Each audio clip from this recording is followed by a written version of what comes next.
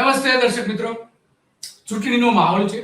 ગુજરાતમાં ચારે બાજુ મિની એસેમ્બલીની ચૂંટણી થઈ રહી છે, એટલે કે સ્થાનિક સરકારો જે છે, સ્થાનિક સ્વરાજ્યની ચૂંટણી, અલગ અલગ પાલિકાઓ, નગરપાલિકા અને તાલુકા પંચાયત, જિલ્લા પંચાયતની. તો આ ચૂંટણીમાં આ વખતે જબરદસ્ત રીતે જોવા મળ્યું છે કે ભારતીય જનતા પાર્ટીએ મોટા પ્રમાણમાં મુસ્લિમોને ટિકિટ આપી છે. અત્યાર સુધીમાં લગભગ જે ગણતરી થઈ છે એ પ્રમાણે 110 થી 120 ની આસપાસ મુસ્લિમ ઉમેદવારો ભારતીય જનતા પાર્ટી ઉભા રાખ્યા છે. આશ્ચર્ય થાય એવી વાત છે, પરંતુ એ હકીકત છે.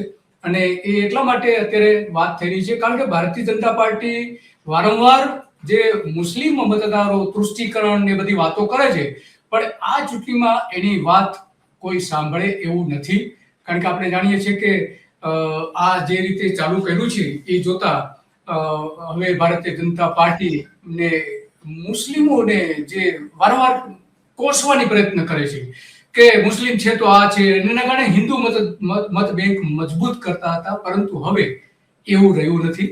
અને એનો ચારે બાજુ વિરોધ પણ થઈ રહ્યો છે. ભારતીય જનતા પાર્ટીના નેતાઓ એનો વિરોધ કરી રહ્યા છે. આ એકવાર નહીં, 2025માં પણ સ્થાનિક સ્વરાજ્યની જ્યારે ચૂંટણી હતી, કોંગ્રેસનો જે સફાયો થઈ ગયો હતો, ત્યારે પણ 100 થી વધારે ઉમેદવારોને ટિકિટ ભારતીય જનતા પાર્ટી આપી હતી. તો સતત બીજા વર્ષે પણ આ જ ટ્રેન્ડ જોવા મળે છે. આવું કેમ કરી રહ્યા છે એક સવાલ છે. જ્યારે પશ્ચિમ બંગાળમાં જે આપણે જાણીએ છીએ કે વિધાનસભાની ચૂંટણી, ત્યાં એક પણ ઉમેદવાર મુસ્લિમ ઉભા રાખેલા નથી. ગુજરાતમાં પણ એવું છે. ગુજરાતમાં જ્યારે વિધાનસભાની ચૂંટણી હોય છે ત્યારે મુસ્લિમોને ટિકિટ આપવામાં આવતી નથી. તો આ કેમ કરી રહી છે એ સૌથી મોટો સવાલ છે. સવાલ એટલા માટે ઉભો થાય છે કે એમાં ભારતીય જનતા પાર્ટીને સત્તા મળી રહી છે. સત્તા એટલા માટે આપણે 2018નું ઉદાહરણ આપીએ કે 2018માં જે કોંગ્રેસ પાસે જે નગરપાલિકાઓ હતી, 133 એમાં કાઉન્સિલરો હતા અને 25માં એ ઘટીને 109 થઈ ગયા. તો આ જે રિઝલ્ટ એને જોયું ભારતીય જનતા પાર્ટીએ, જે સૌથી મોટો પ્રયોગ, અગાઉ છૂટક આપવામાં આવતી હતી, પણ આ જે પ્રયોગ કર્યો એના કારણે ભારતીય જનતા પાર્ટીને સૌથી મોટો ફાયદો થયો સત્તા મેળવવા માટે. એટલે એનો મતલબ એ છે કે ભારતીય જનતા પાર્ટીનું જે હિન્દુ કાર્ડ છે, હિન્દુત્વ છે, હિન્દુ ધર્મની વારંવાર વાત કરે છે, પરંતુ એ માત્ર ને માત્ર સત્તા મેળવવા માટે જ કરતા હોય. એ આ છેલ્લી બે જે ચૂંટણીઓ થઈ, 25 અને 26 ની અત્યારે થઈ રહી છે, તો એમાં પર્દાફાશ થયો છે. અને આ અંગે સુરતના પત્રકાર શકીલભાઈ સાથે આપણે વાત કરી હતી. શકીલ સૈયદ, કે જેમણે હમણાં એક બહુ સરસ આર્ટિકલ લખ્યો છે એમની વેબસાઇટ જે છે સમકાલીન, એમાં હા શકીલભાઈ, તમારું સ્વાગત છે ધ ગુજરાત રિપોર્ટમાં. આભાર દિલીપભાઈ, આભાર. દોસ્તો, 1 મિનિટનો તમારો સમય લેવા માંગુ છું. આપણે આગળ વધીએ કાર્યક્રમમાં એના પહેલા એક અપીલ કરવા માંગુ છું. ધ ગુજરાત રિપોર્ટ એ સ્વતંત્ર પત્રકારત્વ કરતું સમાચાર માધ્યમ છે. અમે કોઈ પણ રાજકીય પક્ષનો એજન્ડા કે કોઈ વ્યક્તિ કે સંસ્થાનો એજન્ડા લઈને ચાલતા પત્રકારો નથી, અથવા સંસ્થા પણ એ પ્રકારની નથી. અમે પ્રો પીપલ અને રાજ્યના નાગરિકોના પ્રશ્નો માટે એમને વાચા આપવા માટે કામ કરતી સંસ્થા છીએ. અને એના માટે અમારે એક આર્થિક સહયોગની જરૂર છે, જેના માટે અમે જોઈનનું બટન આપણા યુટ્યુબ પ્લેટફોર્મ માટે અમે બનાવેલું છે. આપ સૌને એક વિનંતી છે કે અમારા આ સ્વતંત્ર પત્રકારત્વને આર્થિક સહયોગ આપવા માટે એ જોઈનનું બટન દબાવો અને અમને આર્થિક મદદ આપના તરફથી શક્ય હોય એટલી પહોંચાડવાનો પ્રયાસ કરશો તો અમને આનંદ થશે. Thank you very much. હવે આપણે આગળનો કાર્યક્રમ જે છે એ જોઈએ. શકીલભાઈ, તમારો આર્ટિકલ બહુ સરસ થયો. મેં વાંચ્યો આખો આર્ટિકલ. એમાં એક સમજવું છે શકીલભાઈ કે કેમ ભારતીય જનતા પાર્ટી હવે મુસ્લિમ કાર્ડ પણ અપનાવી રહી છે, હિન્દુઓને ભડકાવવા અને મુસ્લિમોને ટિકિટ આપી. આવી છેલ્લી બે ચૂંટણી 25 અને 26 થી આપણે જોઈ રહ્યા છીએ. કેમ આવું? જ્યારે બીજી બાજુ પંજાબમાં અત્યારે ચૂંટણી ચાલી રહી છે વિધાનસભાની, ગુજરાત વિધાનસભાની ચૂંટણી થાય છે, એમાં એક પણ મુસ્લિમ ઉમેદવારો હોતા નથી. ભાજપ કેમ આવું કરે છે એ થોડું દર્શકોને સમજાવશો? દિલીપભાઈ, તમારો ખૂબ ખૂબ આભાર મને ગુજરાત પોસ્ટમાં અહીંયા ઉપસ્થિત રહ્યો, ગુજરાત ફાઇલમાં. પેલો પ્રશ્ન એ છે કે આપણે પાછલા કેટલાક સમયથી જોઈ રહ્યા છે ભારતીય જનતા પાર્ટી સંપૂર્ણપણે જ્યારથી નરેન્દ્રભાઈ મોદી ગુજરાતના મુખ્યમંત્રી પદે આરૂઢ થયા ત્યારથી લઈને અત્યાર સુધી ગુજરાતની અંદર એક મુસ્લિમ મુક્ત, કોંગ્રેસ મુક્ત વાતાવરણ ઊભું કરવાનો પ્રયાસ કરવામાં આવ્યો અને ત્યાં સુધી કહેવામાં આવ્યું કે ગુજરાત વિધાનસભાને મુસ્લિમ મુક્ત કરીને ગંગાજળથી એને પવિત્ર કરવામાં આવશે અને એવા પ્રયાસો પણ થયા. પરંતુ છેલ્લી વિધાનસભાની અંદર ઇમરાન ખેડાવાળા અનફોર્ચ્યુનેટલી કે બાય ડિફોલ્ટ જીતી ગયા ખરા, કારણ કે કોશિશ તો ભરપૂર હતી કે ગુજરાત વિધાનસભા મુસ્લિમ મુક્ત થઈ જાય. વાત રહી છે સ્થાનિક સ્વરાજ્યની ચૂંટણીમાં, જેમાં જિલ્લા પંચાયત, ગ્રામ પંચાયત, તાલુકા પંચાયત, નગરપાલિકા અને મહાનગરપાલિકાઓ છે.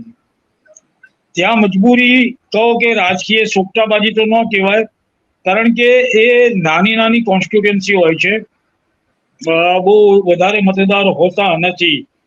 ગામડાઓની અંદર, ગ્રામ પંચાયતોમાં, નગરપાલિકાઓમાં કે તાલુકા પંચાયતમાં કે જિલ્લા પંચાયતમાં, ત્યાંની ગામડાઓની સ્થિતિના અનુરૂપ ભાજપે એક લક્ષ્ય જે એ નિર્ધારિત કરે છે કે જીતવું, ને જીતના અનુસંધાનમાં એ લોકો અહીંયા બધી છૂટછાટો લેતા હોય છે. અહીંયા હિન્દુત્વ દેખાતું નથી, હિન્દુત્વને એ લોકો કોરાણે મૂકી દે છે. જે રીતે કચ્છની અંદર 48 માણસોને ટિકિટ આપવામાં આવી, પછી પોરબંદર થી લઈને તમે ભુજ છે, કા બાજુ આવી જાઓ, સુરેન્દ્રનગર, બોટાદ, મોરબી, ખંભાત, ભરૂચ, વલસાડ, નવસારી, વાપી સુધી. તો આ સ્થિતિની અંદર એ લોકો પાસે, ભારતીય જનતા પાર્ટી પાસે ત્યાંનો સ્થાનિક કોઈ વિકલ્પ ના હોવાને કારણે એ જે પાર્ટીની વિચારધારા છે હિન્દુત્વની, તે હિન્દુત્વની વિચારધારા વિકલ્પોના અભાવ, અથવા તો એમ કહી શકીએ કે ત્યાં ખાલી જગ્યા બની રહે તેને પૂર્ત કરવા માટે. અને બીજું કે ત્યાં હવે ધારો કે કોઈ મુસ્લિમ બહુલ વિસ્તાર છે, ત્યાં કોઈ બીજેપીના નોન મુસ્લિમ કેન્ડિડેટને ઉમેદવાર બનાવવામાં આવે તો એ સીટો જાય એમ હતી, અથવા તો જતી હતી ભૂતકાળના અનુભવોના આધારે. એ ભાજપે ત્યાં પોતાના મુસ્લિમ ઉમેદવારોને ઉતારવાનો પ્રયાસ કર્યો છે. અને કેટલીક બેઠકો આપણે ગઈકાલે જોયું, દિલીપભાઈ તમે આપણે રિપોર્ટ મોકલ્યો, તેમાં પણ જોયું આપણે કે ઘણી બધી જગ્યાએ મુસ્લિમો પણ બિનહરીફ ચૂંટાઈ આવ્યા છે. હવે આ સ્થિતિ જે છે તે આ સ્થિતિ એટલા માટે બની રહી છે કે ત્યાં ગ્રામ પંચાયત, તાલુકા પંચાયત, નગરપાલિકાઓમાં આપણે કહીએ ને કે ભાઈ 5-10 બૂથો હોય, એનાથી વધારે હોતા નથી. એક ગામડું 1000-1200 નું હોય, બીજું ગામડું 1000-1500 નું, એમ કરીને એ લોકો 2-5 ગામોને ભેગા કરીને એક એ રીતે સિસ્ટમ ગોઠવણ કરતા હોય. આ સરપંચની ચૂંટણી તો નથી, પરંતુ આ જે ચૂંટણી થાય છે તે ચૂંટણીની અંદર આ રીતનો એ લોકો એક વ્યવસ્થિત રીતે કોશિશ કરે છે. બીજા એંગલથી આપણે જોઈએ ભારતીય જનતા પાર્ટી. હવે ભારતીય જનતા પાર્ટી પાસે હિન્દુત્વનો જે મુદ્દો છે તે મારા મતે આટલા વર્ષો પછી, 13 વર્ષ ગુજરાતમાં નરેન્દ્ર મોદીના, ને હમણાં તમે સમજો કે આ ત્રીજી ટર્મ છે, એટલે એમ ભેગા થઈને તેમના 23-24 વર્ષ થાય છે શાસનના. એ શાસનકાળ દરમિયાન ભારતીય જનતા પાર્ટીના હિન્દુત્વના જેટલા મુદ્દા હતા તેમાં લગભગ જે લોકો વર્ષોથી પોતાના એજન્ડામાં સમાવેશ કરી રહ્યા હતા, એ તો માત્ર હિન્દુત્વને હિન્દુ રાષ્ટ્ર જાહેર કરવાની વાત છે. બંધારણમાં સુધારો તો ઘણા બધા એમણે કર્યા છે. સમાન સિવિલ કોડ લાગુ કરવાનો પ્રારંભ કરી દીધો છે, જેને આપણે યુસીસી કહીએ છીએ. એટલે હવે ભારતીય જનતા પાર્ટીને એક સાર્વજનિક પાર્ટી કે ભાઈ હિન્દુત્વ સુધી સીમિત ન રહી જાય તેવી એક પાર્ટી પણ બનાવવાનો એક પ્રયાસ કેટલાક સમયથી પાર્ટીની અંદર આંતરિક વિચાર વિમર્શના કારણે ચાલી રહ્યો છે. કેટલાક નેતાઓ એવું પણ માને છે કે અખિલભાઈ, તમે એવું માનો છો કે જ્યાં ખરેખર જે સત્તા જે છે ધારાસભ્યો અને સંસદ સભ્યો પાસે, એટલે કે સંસદ પાસે અને ધારાસભ્ય પાસે છે, ત્યાં ભારતીય જનતા પાર્ટી એક પણ ટિકિટ નથી આપતું? તો શું કારણ શું? જ્યાં સત્તા છે, વધારે પાવર છે, ત્યાં ટિકિટ નથી આપતી. હવે જ્યાં સ્થાનિક સ્વરાજ્યની ચૂંટણીમાં આપે છે, એનું એક કારણ તો ભાઈ નાના વિસ્તારો હોય છે, તો પછી વિધાનસભામાં કેમ ઇગ્નોર કરવામાં આવી રહ્યા છે? તો આ મુસ્લિમ જે મતદારો છે એનો ઉપયોગ કરવામાં જ આવી રહ્યો છે, એવું માનો છો તમે? બિલકુલ આ એક રાજકીય શોર્ટ ટર્મ નો ફાયદો જ છે. એક આપણે બતાવી શકીએ. બીજું કે ભારતીય બંધારણ જે છે, આપણું બંધારણ છે, બંધારણની અંદર રાજકીય પાર્ટીઓએ જે સર્વધર્મ સંભાવની જે વાત કરી છે બંધારણે, તે બંધારણ પ્રમાણે રાજકીય પાર્ટીએ પોતાના સર્વધર્મ કે બિન સાંપ્રદાયિક કે સેક્યુલરિઝમને દર્શાવવા માટે પણ કેટલીક સીટો આપવી પડે. પરંતુ આ એક લોકલ લેવલ પર કે સ્થાનિક સ્વરાજ્યની ચૂંટણી સુધી સીમિત છે. નહીં, જમ્મુ કાશ્મીરમાં એમને આપ્યું છે, પણ બીજી કોઈ જગ્યાએ આપતા નથી. મુસ્લિમોને વિધાનસભા, લોકસભા, રાજ્યસભામાં પણ છેલ્લે જે 2 જણા હતા, શાહનવાઝ હુસેન ને મુખ્તાર અબ્બાસ નકવી, તે બંનેને પણ એ લોકોએ પડતા મૂકી દીધા. તો આ સ્થિતિની અંદર વિધાનસભામાં આજે હમણાં સુરતના પૂર્વ મેયર જે હતા ફકીરભાઈ ચૌહાણ, તેમણે હમણાં જે જૂના જોગીઓને ભેગા કરવા જે હમણાં કેન્દ્રીય જળશક્તિ મંત્રી જે CR પાટીલે જે એક સંમેલન યોજ્યો કે ભાઈ જૂનાઓને યાદ કરીને બધાને ભેગા કર્યા, તેમાં ફકીરભાઈ ચૌહાણે એક બહુ સારી વાત કરી કે ભૂતકાળની અંદર આ રીતના જે કંઈ પણ ટિકિટ આપવાની વાત થતી હતી કે ટિકિટ આપવાની વાતમાં કોઈ ચોકસાઈ જે હતી, એક કેડર બેઝ પાર્ટી હતી અને કેડર બેઝ પાર્ટી પ્રમાણે ટિકિટો આપવામાં આવતી હતી, પરંતુ છેલ્લા કેટલાક વખતથી પાર્ટીની અંદર ક્લેશ છે, કંઈ પણ છે, કશું પણ છે, એટલે પાર્ટીની અંદર હવે ટિકિટો આપવાનો જે મુદ્દો છે તે મુદ્દો માત્ર રાજકીય નહીં પરંતુ હવે એ મુદ્દો લોકોને ગેરમાર્ગે દોરવા સુધી પણ લઈ જઈ શકે એમ છે. તો પાર્ટીએ સતર્ક થવાની જરૂર છે. તેમણે એક લાલ બત્તી ધરી છે ફકીરભાઈ ચૌહાણે. એક પરફેક્ટ ઘરનું સપનું એને સાકાર કરશે કોણ? Shrinathji group of companies. 10 વર્ષ પહેલા Dakshesh Shah started his journey એક સિમ્પલ ડ્રીમ થી. બધાનું ડ્રીમ હોમ બનાવવાનું સપનું, એ પણ અફોર્ડેબલ પ્રાઇસમાં. 2015 થી હજારો ફેમિલીઝનું સપનું પૂરું કર્યું છે, તો તમે કેમ પાછળ રહી જાઓ? આજે જ મુલાકાત લો શ્રીનાથજી સામ્રાજ્ય અને સ્વસ્તિક પાર્કની અને તમારા સપનાને એડ્રેસ આપો. શકીલભાઈ, એક જે આખા ગુજરાતમાં કેવી પરિસ્થિતિ છે, મુસ્લિમ ઉમેદવારોને ભારતીય જનતા પાર્ટી ક્યાં ટિકિટો આપી, એ થોડું સમજવું પડે. કારણ કે આપણે જાણીએ છીએ કે 2011માં સદભાવના ઉપવાસ જે કર્યો છે નરેન્દ્ર મોદી, ત્યાર પછી 2011માં અને 2010ની નગરપાલિકાની ચૂંટણી દરમિયાન એને અલગ અલગ એ પહેલા ટિકિટ આપી હતી. 12ની વિધાનસભાની ચૂંટણીમાં એક પણ ટિકિટ નથી આપી. 2015માં 700 મુસ્લિમ ઉમેદવારો ઉભા રાખવામાં આવ્યા હતા અને 2025માં તો આપણે જોયું કે લગભગ 100 થી વધુ મુસ્લિમ ઉમેદવારો ભાજપના મેન્ડેટથી ચૂંટણી લડ્યા હતા, 80 જીત્યા હતા. એટલે કે જીતનું પ્રમાણ પણ સૌથી વધારે છે. 2018માં કોંગ્રેસ પાસે નગરપાલિકાઓ હતી, જે આપણે આંકડાઓ જોયા એ પ્રમાણે. તો આ બધામાં આપણે જોઈએ છીએ કે આખી બાબત છે. વડોદરામાં જે 21 મુસ્લિમોને ટિકિટ આપી છે, પાદરા સહિત પાદરા, અને અમદાવાદમાં લગભગ 14ની આસપાસ ટિકિટ આપવામાં આવી છે. 2021માં અમદાવાદમાં ભાજપે એક પણ મુસ્લિમને ટિકિટ નથી આપી. 2021માં આની પહેલાની જે ચૂંટણી હતી મ્યુનિસિપલ કોર્પોરેશનની, ત્યારે લગભગ અમદાવાદમાં જ આપણે વાત કરીએ તો 13.51% મતદારો મુસ્લિમ છે. એ હવે એ મેળવવાનો પ્રયત્ન દેખાતો એવું લાગે છે અને એ ચૂંટણીના પરિણામો પણ દેખાય છે. તો 2010 થી 2015ની જે ચૂંટણી થઈ એમાં અમદાવાદમાં 4 મુસ્લિમ ઉમેદવારો ભાજપના હતા. અત્યારે 14ની આસપાસ છે. એમાં ધોળકામાં 8 છે, વિરમગામ 4 છે, સાણંદ અને ધંધુકામાં 1 છે. તો આ રીતે બારેજામાં પણ 1 છે. અને આણંદ નગરપાલિકામાં 4 મુસ્લિમ ઉમેદવારો છે. બોટાદ, કરમસદ, ખંભાત, સુરેન્દ્રનગર એના બધા પોરબંદરમાં પણ એ આપણે જોઈ શકીએ છીએ. માંડવી નગરપાલિકામાં 6, જે કચ્છમાં છે ને સૌથી વધારે લગભગ 45 થી 50ની આસપાસ ઉમેદવારો સૌથી વધારે 48 આપી છે કચ્છમાં. યસ, તો એ છે. એમાં માંડવી નગરપાલિકામાં 6, ભુજ નગરપાલિકામાં 7, અંજાર નગરપાલિકામાં 2, મુન્દ્રા નગરપાલિકામાં 4, નખત્રાણામાં 2, એમ કરીને ત્યાં એક પણ ટિકિટ આપી. ગોંડલમાં 3 ટિકિટ આપી છે. ધોળકા નગરપાલિકામાં 8, એ આપણે આંકડાઓ જોઈએ. ખેડામાં 7 મુસ્લિમ આપી છે. વડોદરામાં પણ એટલે જ આપી છે.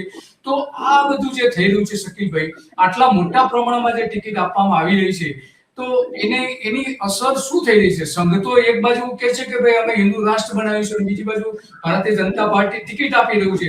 તો આરએસએસ ની આ નરેન્દ્ર મોદી માનતા નથી કે આરએસએસ પણ સત્તા પ્રિય થઈ ગઈ છે? શું લાગે છે સંઘનું વલણ તમારી? આપણે પેલા ફકીરભાઈ તેમણે એક વાત જે કરી હતી ને કે પરિસ્થિતિ એવી છે કે તમે સ્ટ્રીટ લાઇટના થાંભલાને પણ ટિકિટ આપો તો જીતી જાય. તો વિધાનસભા અને લોકસભામાં ભારતીય જનતા પાર્ટીના નામે મુસ્લિમોને ટિકિટ ન આપો એ પણ જીતી જ જાય. જો આ સ્થિતિ છે ગુજરાતની અંદર કે ભારતીય જનતા પાર્ટીનું સંગઠન અને સરકાર બિલકુલ ચાર્જમાં છે, ફૂલ બેટરી ચાર્જમાં છે, તો વિધાનસભા અને લોકસભામાં પણ ટિકિટ આપવી જોઈએ મુસ્લિમોને. બીજી વાત કે સંગઠનમાં તમે લઘુમતી મોરચો બનાવીને, ભારતીય જનતા પાર્ટી લઘુમતી મોરચો બનાવીને મોરચા પૂરતો મર્યાદિત રાખો છો, મેઇન સ્ટ્રીમમાં નથી લાવતા મુસ્લિમોને. હવે આજે તમારો પ્રશ્ન છે દિલીપભાઈ કે આજે જે જરૂરિયાત કેમ પડી ગઈ ને શું એ રિએક્શન આવ્યા છે? નિશંકપણે રિએક્શન આવે છે. ભારતીય જનતા પાર્ટીના જે કમિટેડ હિન્દુત્વના વોટર્સ છે તે લોકો દ્વારા અંદર ખાને બહુ મોટા પ્રમાણમાં કચવાટ છે.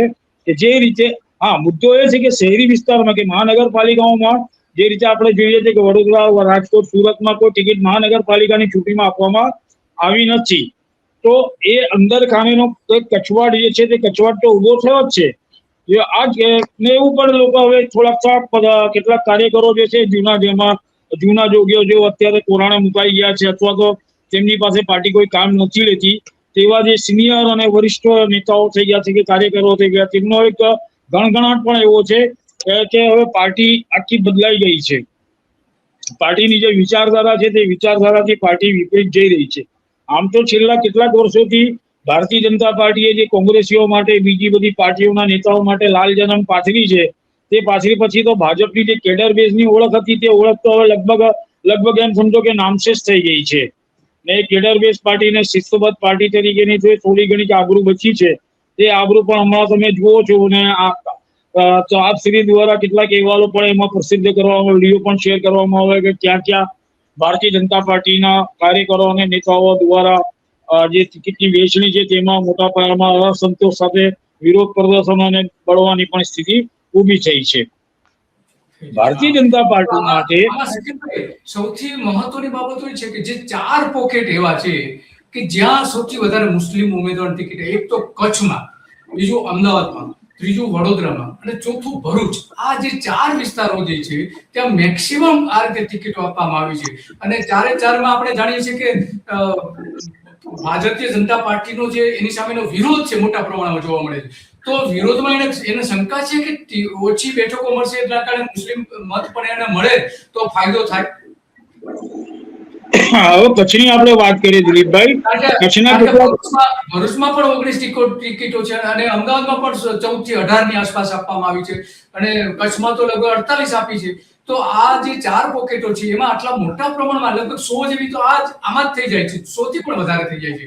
તો કેમ આવું જે શહેરી વિસ્તારો છે અને ખાસ કરીને એને શંકા હોઈ શકે કે સત્તા જઈ રહી છે?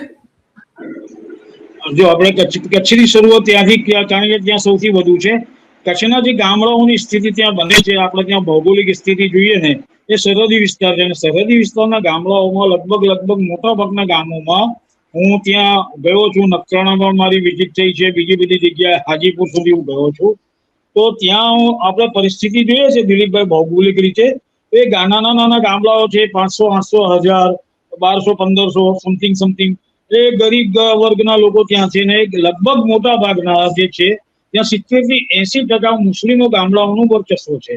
એટલે ત્યાં હવે ભારતીય જનતા પાર્ટી માટે બીજો કોઈ વિકલ્પ જ ન હતો, અથવા તો જે સીટો બધા ભારતીય જનતા પાર્ટીએ છોડી દેવાની હતી.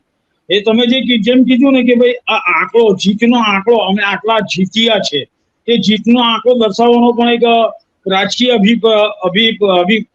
અભિગમ હોઈ શકે છે અથવા તો રાજકીય ગણિત પણ હોઈ શકે છે. બીજી વાત જે છે કે જે પ્રમાણમાં છૂટકી નગરપાલિકા પંચાયત કે તાલુકા પંચાયતમાં ટિકિટો આપવામાં આવી છે, એટલે ભારતીય જનતા પાર્ટી મને થોડોક એમાં એ પણ લાગે છે કે ક્યાંક હવે મુસ્લિમો તરફનો જોગ એ દર્શાવી રહી છે અથવા તો દેખાડો કરી રહી છે. બંને આપણે કહી શકીએ કે દેખાડો પણ હોઈ શકે છે કે આ મુસ્લિમોને અમે સાચવી રહ્યા છે, પરંતુ એમાં બીજો રિફર્ગેશન આવી રહ્યું છે કે ભારતીય જનતા પાર્ટીના જે કમિટેડ વોટર્સ છે તે કમિટેડ વોટર્સની અંદર મોટા પ્રમાણમાં આ ટિકિટોની વહેંચણીને લઈને, ખાસ કરીને મુસ્લિમોની ટિકિટની વહેંચણીને લઈને ગણગણાટ કહો કે ગણગણાટ, તમે એમાં અસંતોષ કરો, નારાજગી કહી શકો છો, એ બધી ઊભી થઈ રહી છે કે આ રીતે ભારતીય જનતા પાર્ટીએ જો ચલાવવાની હોય, પાર્ટીને આવી જ રીતે ચલાવવાની, આવી જ રીતે શાસનમાં આવવાનું હોય તો પછી આ હિન્દુત્વના મુદ્દાઓને પડતા મૂકી દેવા જોઈએ. યુસીસી અને સમાન સિવિલ કોડ જેવા જે મુદ્દાઓ છે જે સીધી રીતે મુસ્લિમો નહીં પરંતુ ઇસ્લામ ધર્મના પાયાકીય સિદ્ધાંત ઉપર હુમલો કરે છે, જે સીધી રીતે મુસ્લિમોનું જે પવિત્ર ગ્રંથ છે તે કુરાન ઉપર સીધો હુમલો કરે છે, તે બધી વસ્તુઓ ઉપર પ્રશ્નો પછી મુસ્લિમોની અંદર જે ભાજપમાંથી જે મુસ્લિમો ચૂંટણી લડી રહ્યા છે ને દિલીપભાઈ, તેમની સામે પણ થઈ રહ્યો છે કે એ લોકો આવા બધા જે મુસ્લિમોના જે મુદ્દા છે કે મુસ્લિમોના અન્યાય કરતા, અત્યાચાર કરતા કે સીધી રીતે ધાર્મિક ગ્રંથ ઉપર તરાપ મારતા મુદ્દાઓ સામે આ જે મુસ્લિમ ઉમેદવારો છે કે અથવા તો જે જીત્યા પછી પણ એ લોકો જે ચૂપ બેસી રહ્યા છે ને તે લોકો સામે પણ બહુ મોટા પ્રમાણમાં મુસ્લિમ સમાજની અંદર ગણગણાટ છે અને મુસ્લિમ સમાજ કદાચ એ લોકોને સામાજિક રીતે ઇગ્નોર કરવાની પણ સ્થિતિમાં છે. ગામડાઓમાં તો શું છે કે ગામડાઓમાં હજુ પણ પ્રજામાં બોળપણું છે ગામડાની પ્રજાની અંદર હજુ પણ એ વસ્તુ નથી આવી શકી, તારો મારો ને આનો તેનો. હજુ ગામડાની અંદર એવું બધું આવ્યું નથી. એટલે કોશિશ બીજેપીની એવી છે કે કોઈ પણ રીતે પોતાના આંકડાઓને ઉપર જ રાખો. બીજા કોઈ પક્ષો જે છે કોઈ પણ હોય, પછી નાના હોય અમતા હોય કોઈ પણ હોય, તમને ત્યાં જીતતા ઉમેદવારને ટિકિટ આપીને એવું સાબિત કરી દો કે ગુજરાતની અંદર ભારતીય જનતા પાર્ટી સર્વોપરી છે અને સર્વોપરી જે રહેશે. આ એક મેસેજ આપવાનો બહુ મોટામાં મોટો. પછી એના માટે એ લોકો ગમે તે કરે, ગમે તે સાંઠગાંઠ પણ કરે, ગમે તેને ટિકિટ પણ આપી દે, એટલે જે કરવાનું હોય એને તે કરી શકે. ટૂંકમાં આ મેસેજ આ છે શકીલભાઈ. તો શકીલભાઈ, તમારે આપણે સમયની મર્યાદા છે, તમારો ખૂબ ખૂબ આભાર. ઘણી બધી વિગતો આપી અને જે વાસ્તવિક પરિસ્થિતિ ગુજરાતની છે એનું આકલન કરવાનો તમે પ્રયત્ન કર્યો. તો આપનો ખૂબ ખૂબ આભાર શકીલભાઈ. તો આ હતા શકીલ શેખ કે જે સુરતમાં પત્રકાર છે, ખોજી પત્રકાર છે, સંશોધનાત્મક અહેવાલો સતત આપતા રહ્યા છે અને એમણે જે આકલન કર્યું કે આ એકમાત્ર રમત છે સત્તા ટકાવી રાખવા માટેની, પરંતુ આની પાછળ બીજું પણ કારણ એ છે કે કોંગ્રેસને સત્તા પર આવતી રોકવા માટેનો આ આખો પ્લાન દેખાઈ રહ્યો છે સ્થાનિક સરકારોમાં, અને એ આમાં રિફ્લેક્ટ પણ થઈ રહી છે કે ભારતીય જનતા પાર્ટીએ લગભગ 120ની આસપાસ ગુજરાતમાં ટિકિટો આપી છે અને એમાં ચૂંટાઈ પણ આવશે અને એના કારણે કોંગ્રેસ અને આમ આદમી પાર્ટીને પણ મોટો ફટકો પડી શકે છે. બસ આજે આટલું, અને આવી જ બાબતો પર આપણે ચર્ચા કરતા રહીશું. નમસ્તે.